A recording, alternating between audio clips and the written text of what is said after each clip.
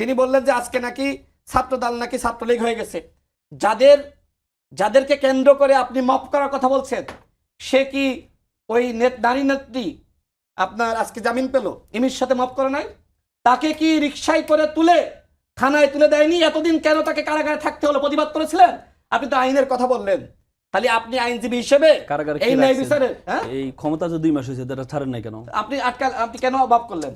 2 মাসে ছাড়েন নাই কেন? মাপটা কেন করলেন? 2 মাসে ছাড়েন নাই কেন সেটা বলেন। ছাত্রদলকে বলে আপনি কেন করলেন? 2 মাস তো ক্ষমতা আসেন, 2 মাসে ছাড়েন নাই কেন? আরে আপনি কেন এভাবে তুলে দিয়ে আসলেন? আমি আপনাকে বললাম, আপনি তো বললেন যে 2 মাসে ছাড়েন নাই কেন? আপনি মাফ করেছেন কেন সেটা বলেন। আমি বললাম 2 মাসে ছাড়েন নাই কেন সেটা বলেন। মাফ করেছেন কেন সেটা বলেন। আপনি তো ক্ষমতা আসেন 2 মাস হলো, আপনি ন্যায় বিচার চান। তাহলে ন্যায় বিচার যদি চান, শুনেন 2 মাস আটকে রাখছেন কেন? আপনি ন্যায় বিচার চাইলে সেটা আপনি বলেন। কেন মাফ করলেন? সেটা বলেন। আপনি ন্যায় বিচার চাইলে আপনি কেন মাফ করলেন? দেখেন আজকে ক্যাম্পাসগুলোর রাজনীতি যেভাবে ছাত্র শিবির ধ্বংস করছে, ছাত্রলীগের থেকেও খারাপ আচরণ করছে ছাত্র শিবির। আরে ছাত্রলীগ তো প্রকাশ্য শত্রু ছিল, ওদেরকে মোকাবেলা করা গেছে, কিন্তু এই শিবির তো আজকে গোপন শত্রু।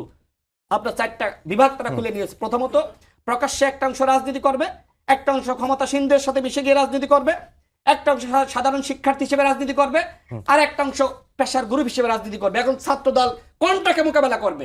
ছাত্রদল যখন হল কমিটি দিচ্ছে, আপনি সাধারণ শিক্ষার্থী বেশে আপনি নামাই দিচ্ছেন। এই যে তিতুমির কলেজে কি হলো, সেখানে কি হলো, আমি একটু শেষ করে 1 মিনিটে শেষ করবো। তা আপনি এই গুপ্ত রাজনীতির নামে, পরিচয় প্রকাশহীন রাজনীতির নামে আজকে ছাত্রদল বিএনপিকে ক্ষতি করছেন।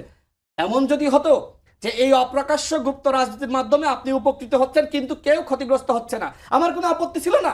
কিন্তু আপনি বিএনপিকে ধ্বংস করার জন্য, ছাত্রদলকে ধ্বংস করার জন্য, তাদের রাজনীতিকে ধ্বংস করার জন্য আপনি সাধারণ শিক্ষার্থী বেশে যে ছুরিটা মারতেছেন, এর প্রতিবাদে আমি কি কথা বলতে পারবো না?